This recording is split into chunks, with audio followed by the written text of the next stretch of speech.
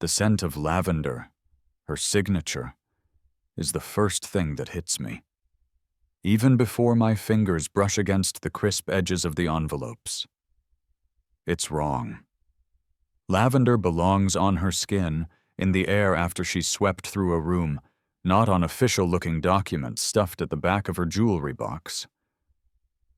I'm looking for my good cufflinks, the onyx ones she bought me for our 5th anniversary, the ones I only wear to the Henderson Charity Gala. But instead of cold metal, my hand finds paper. Foreclosure notice. The words are stark, brutal. There are 3 of them, each a nail in the coffin of the life I thought we were building. My breath catches. Ice water doesn't begin to describe the chill that seeps into my bones.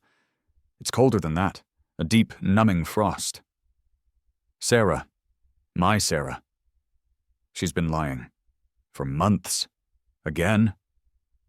The again hangs there, heavy and suffocating, a ghost of betrayals past. It wasn't always like this. I remember the early days, the golden days, as I call them now, though the gold has long since tarnished. We bought this house, our dream house, with its sprawling lawn and the big oak tree out back, 10 years ago. We were young, flush with success from my software company taking off and her interior design business finally gaining traction. Money flowed. We laughed a lot. We'd spend hours in the kitchen, me attempting to cook while she'd sneak bites of ingredients, her laughter echoing off the granite countertops we'd picked out together. Evenings were spent on the porch swing, planning a future that seemed limitless, her head on my shoulder, the scent of lavender a comforting promise. But the small lies started about a year ago. Little things at first. An expensive dress she claimed was a gift from her sister. A weekend spa trip she said was a work conference. I'd noticed the discrepancies, the slight tremor in her voice when she'd weave these tales, but I'd pushed the doubts away. Love makes you an optimist, or maybe just a fool. I'd reasoned it away. Stress, maybe, or just her wanting to indulge without my sometimes too practical input. Now, the lavender scent clinging to these damning papers feels like a mockery of those memories, of that trust. It's the same perfume she wore when she promised no more secrets after the last incident. That was about some minor credit card debt she'd hidden. A few $1,000s she swore was a one-time mistake. A mistake I'd paid off without much fuss, relieved it was nothing more serious. How naive I'd been. My hands tremble as I spread the notices on our mahogany dresser, right next to her silver-backed brush and the antique tray holding her everyday jewelry. 90 days. That's what the latest one says. 90 days until they auction our home from under us. I do the math, my mind a frantic calculator. She's been intercepting the mail, forging my signature on loan modification attempts, probably. The dates line up with times she insisted on getting the mail herself, claiming she was expecting fabric swatches or client checks. How could I have been so blind? The signs were there, fluttering like red flags in a hurricane I chose to ignore. Each beat of my heart is a sick thud against my ribs. This isn't just about money. It's about the deliberate, calculated dismantling of everything we've built. I dig deeper into the jewelry box, a place I've rarely ventured, a feminine sanctum of pearls and trinkets. My fingers find more plastic, credit cards. 3 of them, names I don't recognize, issued by banks we don't use, maxed out according to the tiny, almost invisible print on the statements tucked beneath them. The statements are also scented with lavender, a faint, cloying reminder of her deception. The foreclosure auction is scheduled for next Friday. Next Friday. My mind snags on the date. That's the day of her monthly brunch. Her precious book club brunch, an elaborate affair she hosts here, in this house she's about to lose, with a circle of women who, if I'm honest, I've always felt looked down on me. The irony is a bitter pill. The ticking clock in my head grows louder. each tick a countdown to an explosion. A cold resolve settles over me, pushing aside the initial shock, the searing pain. I won't confront her. Not yet. That's what she'd expect. Tears, accusations, a scene. That's her arena, where she twists and turns, making me the villain, the one who doesn't understand. No, this time it will be different. A quiet power move is forming in the chaos of my mind, a plan to liberate myself from this intricate web of lies she's spun around us, around me. I carefully place the notices and the cards back where I found them, beneath the lingering scent of her betrayal. My cufflinks can wait. Tonight, something else has begun. The house is quiet. Sarah sleeps beside me, her breathing even, a picture of innocence. The gentle rise and fall of her shoulders under the silk sheets is a familiar rhythm, one that used to bring me peace. Tonight, it's a discordant note in the symphony of my unraveling life. I slide out of bed, careful not to disturb her. The floorboards are cool beneath my bare feet as I make my way to the study. The glow of my laptop screen is the only light, painting my face in pale, shifting hues as I type reputable auction house's city name into the search bar. The irony isn't lost on me. She's probably dreaming of floral arrangements and canapé recipes for her brunch, while I'm meticulously planning the dismantling of our shared existence, one search result at a time. Her lavender perfume, a ghost in the air of our bedroom, seems to follow me even here, a constant, fragrant reminder of the charade. Each click of the mouse feels decisive, a small step towards an unknown future. I look at the names flashing on the screen.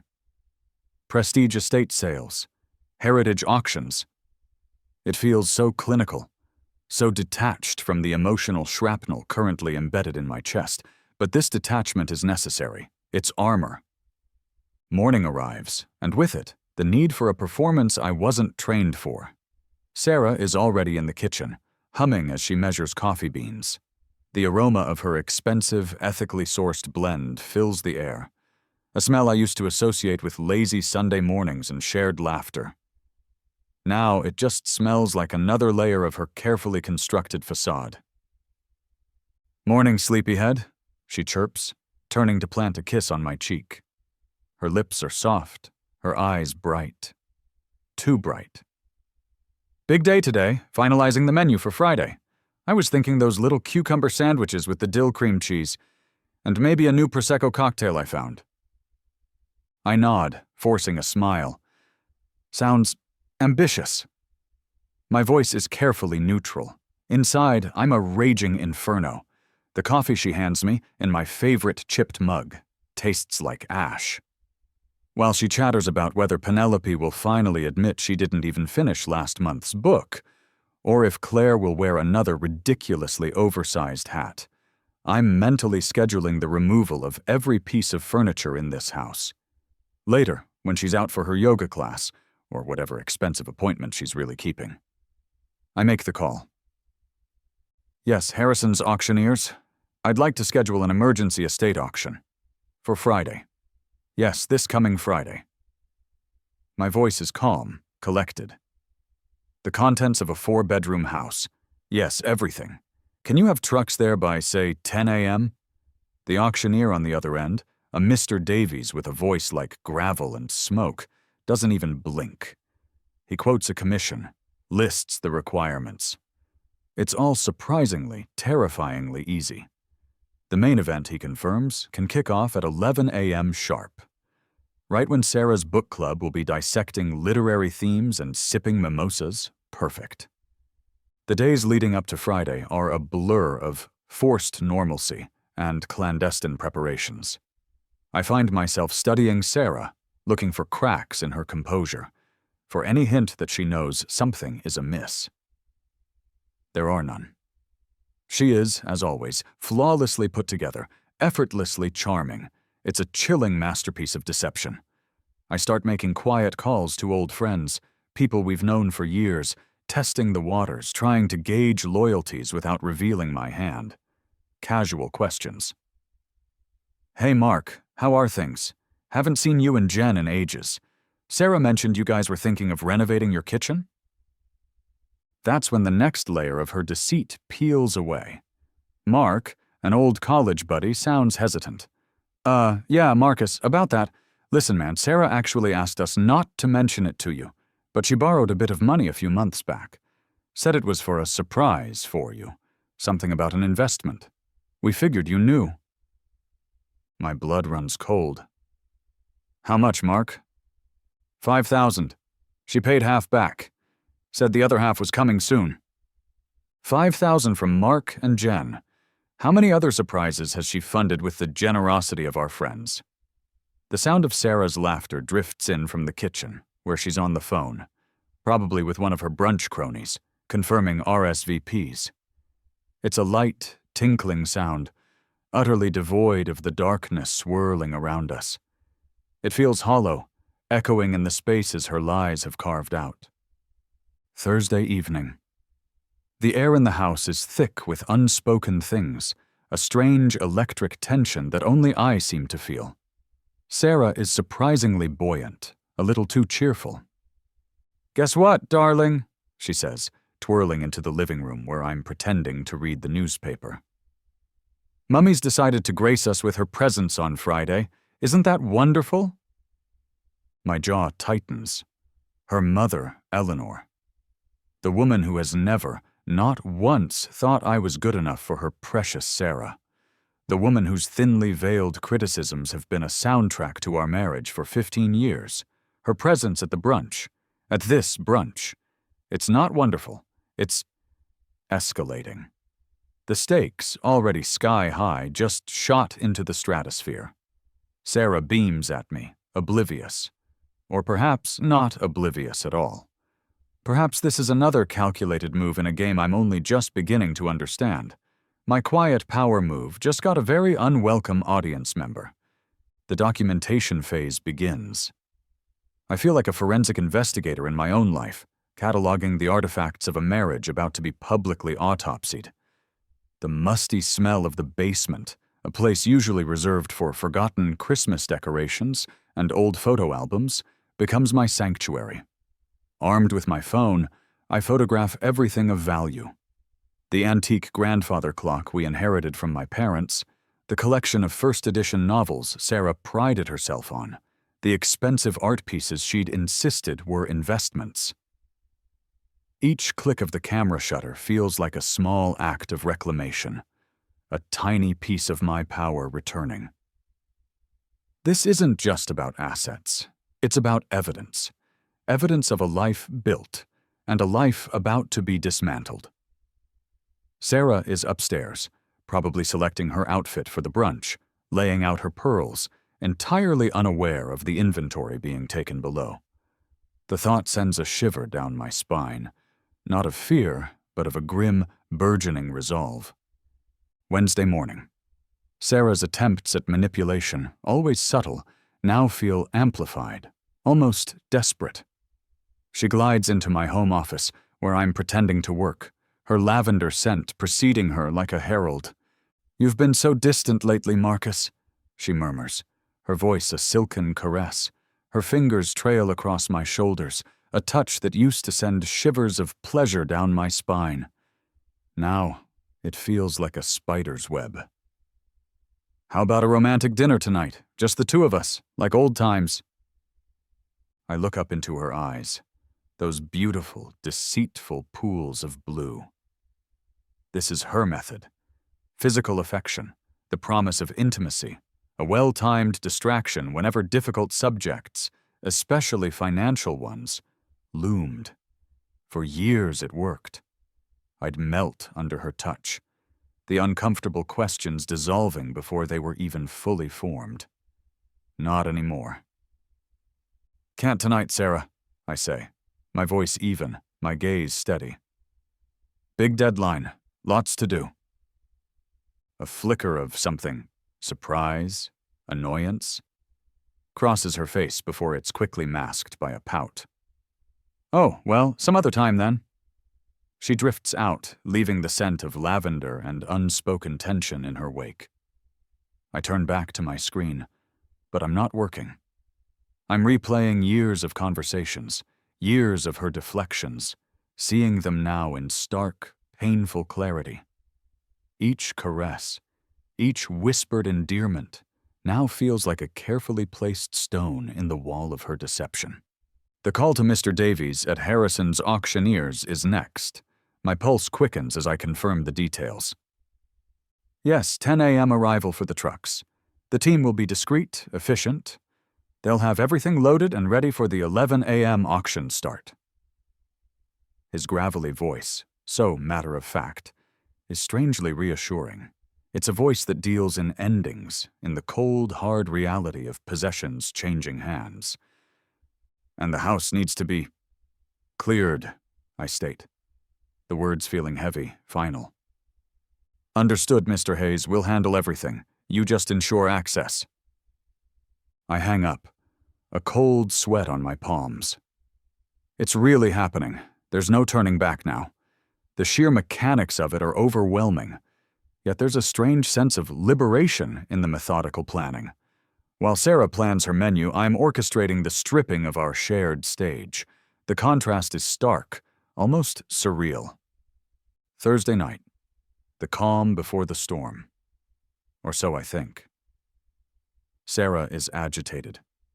She's been on edge since her mother confirmed her attendance, flitting around the house, rearranging things that are already perfectly arranged, snapping at me over minor things like the placement of a coaster. Around 9 p.m., her phone rings. She snatches it up, her eyes darting towards me before she quickly walks into the master bathroom, closing the door a little too firmly. I pretend to be engrossed in a book, but my senses are on high alert. Her voice is a low murmur, impossible to decipher through the heavy wood. But the tone is unmistakable. Frantic, pleading. The sound of the faucet running, a classic move to muffle a conversation, does little to mask the underlying panic in her hushed whispers. Who is she talking to? What fresh hell is this? I strain my ears, catching only snippets. Don't worry, handle it. By Monday, I promise. Monday. My stomach clenches. The auction is tomorrow. Friday. What is she planning for Monday? Is this about the foreclosure? About the debts?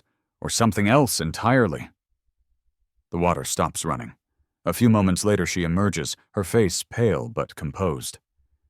Just one of the girls, stressing about what to wear tomorrow, she says, a little too brightly, avoiding my eyes. Another lie. A clumsy one this time. She's not just planning a brunch, she's planning something else. And suddenly my carefully orchestrated power move feels like it might be about to collide with a desperate counter-offensive I haven't anticipated. The night feels darker, the silence in the house more ominous. Friday morning. The scent of Sarah's ridiculously expensive Kopi Luwak coffee blend, a recent affectation, fills the kitchen. It's a rich, earthy aroma, usually a sign of an impending special occasion. Today, it feels like the opening act of a tragedy. She's a whirlwind of activity, a domestic goddess in her silk robe, arranging elaborate finger foods on silver platters, her movements animated, almost feverish. Cucumber sandwiches cut into perfect triangles, smoked salmon pinwheels, miniature quiches, completely, utterly oblivious to the fact that in less than 3 hours, removal trucks will be backing into our driveway. My role in this morning's charade is a carefully chosen one. I am the helpful, supportive husband. Need a hand with those, darling?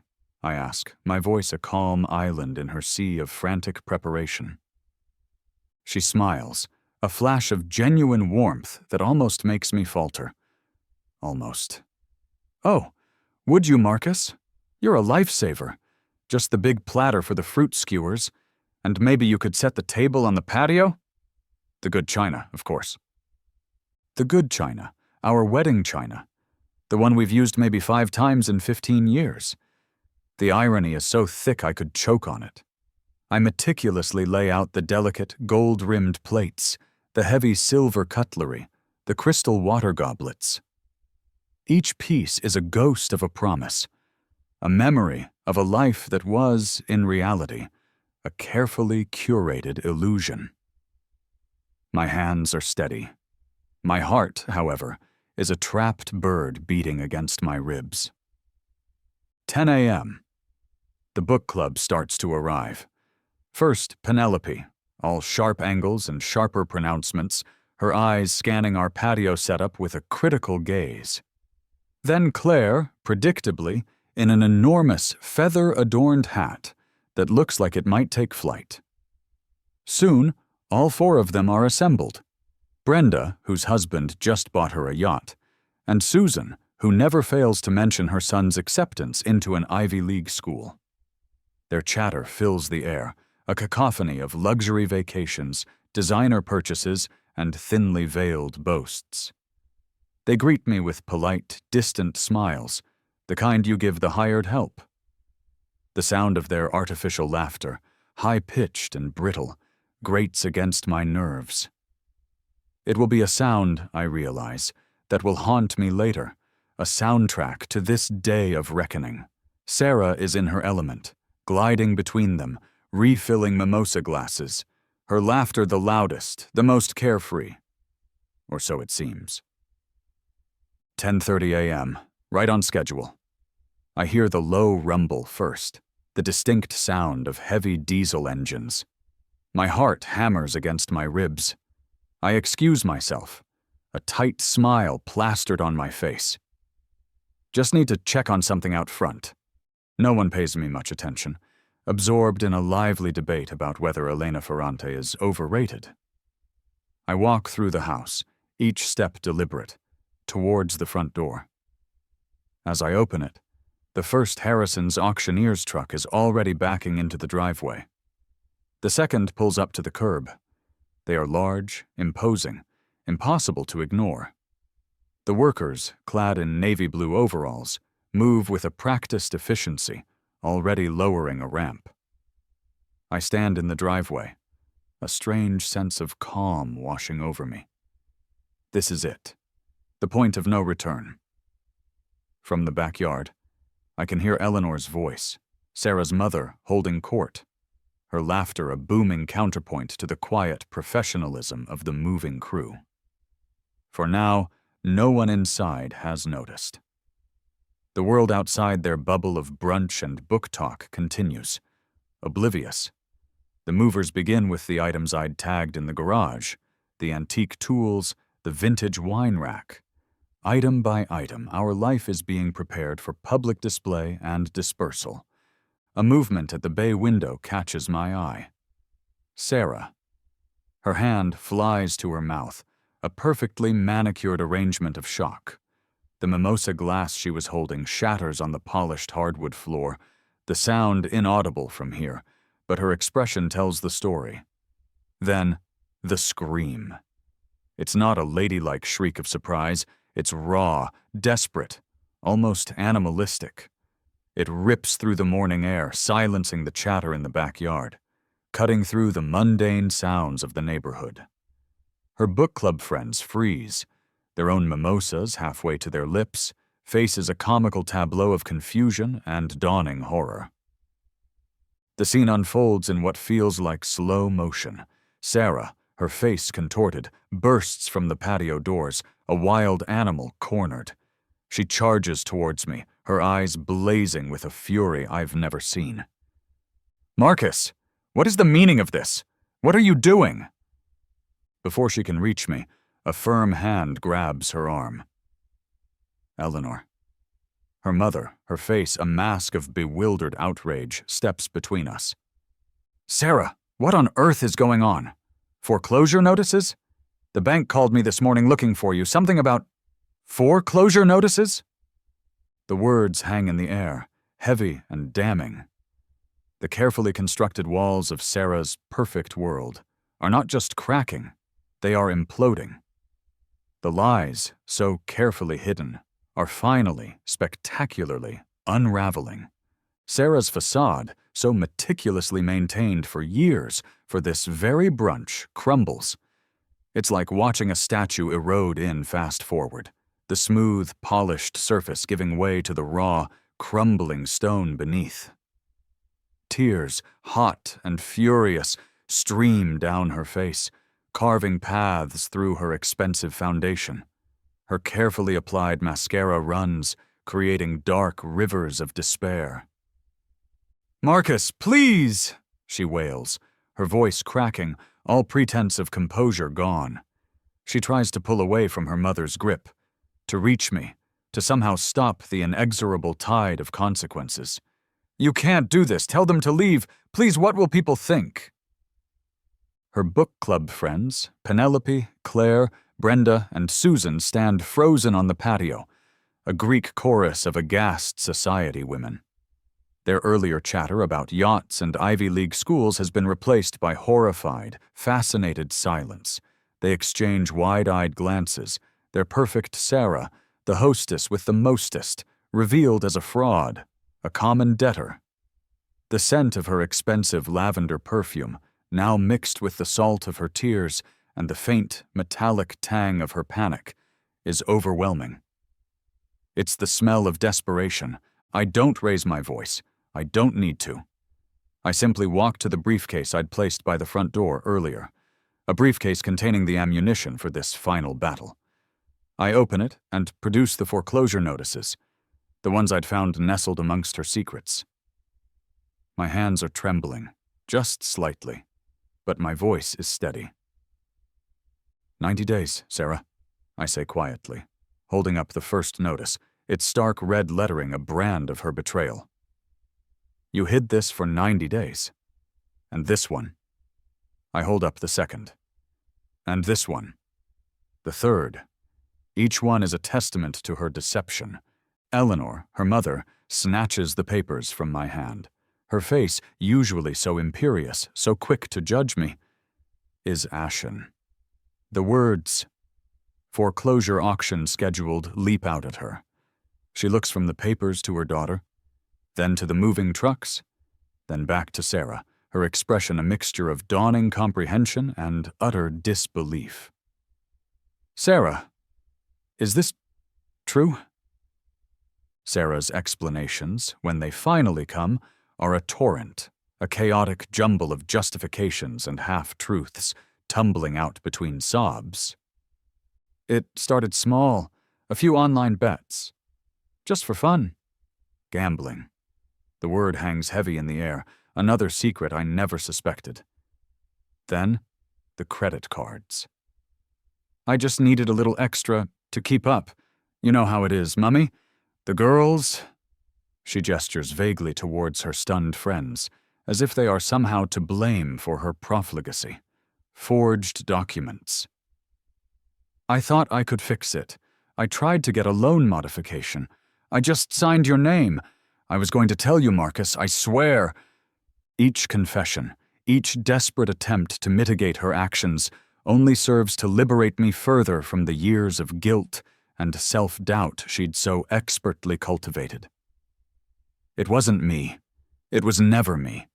It was her choices, her lies. Penelope is the first to break the spell.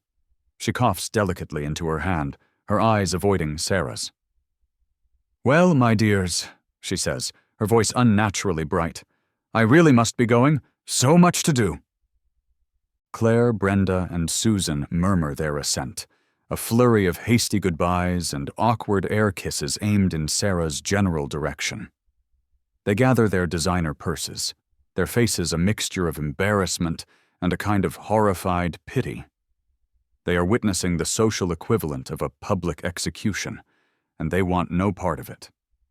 Within minutes, they've scurried away, leaving Sarah alone with her mother and me, amidst the wreckage of her brunch and her life.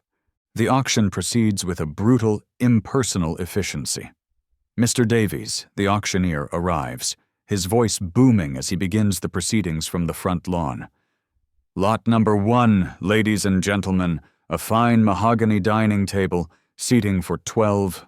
I watch, a detached observer, as pieces of our life are paraded before a small crowd of curious neighbors and opportunistic antique dealers. Our wedding china, the good china Sarah had insisted on using just hours before, sells for a fraction of its value. I feel a pang, not of regret, but of a strange, sorrowful finality. These objects, once imbued with so much meaning, are now just things, commodities. Sarah's sobs echo from inside the house, a soundtrack of her despair. Eleanor stands stiffly beside me for a while, her face unreadable. Then, without a word, not to me, not even to her daughter, she turns and walks to her car, her back ramrod straight. She doesn't look back. As the last significant piece of furniture, our oversized, custom-made marital bed is loaded onto a truck, a profound quiet settles over the property. It's done. Sarah appears in the doorway of the now nearly empty house. Her face is tear-streaked, her expensive dress rumpled. She holds a single, small suitcase in her hand. Her eyes, red-rimmed and swollen, meet mine. There's no fight left in them, just a vast, hollow emptiness. "Where will you go?" I ask. The question surprises me. It's not accusatory, not gloating. There's a trace of something else there, something I can't quite name. Concern, maybe, or just the last dying ember of 15 years of shared history. The house echoes. My footsteps on the bare hardwood floors are loud in the sudden, profound silence. It's an emptiness that feels clean, honest. All the clutter, all the carefully curated props of our life are gone. Only the shell remains. Sarah left about an hour after the last truck pulled away, her mother having circled back, her face a granite mask, to collect her. Sarah took only her clothes, and I imagine a mountain of shame. The lingering scent of lavender is finally, blessedly, fading, overpowered by the smell of dust and emptiness. I spend the rest of the day, and most of the weekend, sifting through the financial detritus she left behind. It's worse than I imagined. Our joint savings account, the one we'd painstakingly built for a rainy day, is empty, wiped clean. Retirement funds, borrowed against to the hilt. Insurance policies, cashed out. Every line item is a fresh stab, a new revelation of just how deep and how desperate her deceptions ran. There's a perverse kind of relief in it, though. Knowing the full extent of the financial destruction, the absolute rock bottom, is somehow better than living in the fog of her lies, constantly wondering, suspecting, but never truly knowing. The truth, however brutal, has a certain clarity. A week later, I'm sitting in the sterile, beige office of a bankruptcy attorney. The coffee the paralegal offers me is instant, served in a styrofoam cup. It's black, no expensive kopi luwak, no fancy blends. It tastes like reality, and I find I prefer it. Mr. Henderson, the attorney, a man with kind eyes and a no-nonsense demeanor, lays out the path forward. It's not pretty. Bankruptcy is a humbling, gut-wrenching process. Selling the house, even in its current empty state, will barely cover the primary mortgage, let alone the secret second mortgage Sarah apparently took out. There will be years of rebuilding, years of careful budgeting, of doing without. But his words, though grim, are straightforward, honest. There are no hidden clauses, no silken reassurances. "It will be difficult, Mr. Hayes," he says, his gaze direct. "But it's a clean slate, an honest one." A clean, honest slate. The words resonate deep within me. That's all I want now. The following Saturday, I'm packing the last of my personal belongings into cardboard boxes. Clothes, books, a few sentimental items that weren't part of the auction. The house feels cavernous, a tomb of dead dreams. My phone rings. It's Sarah.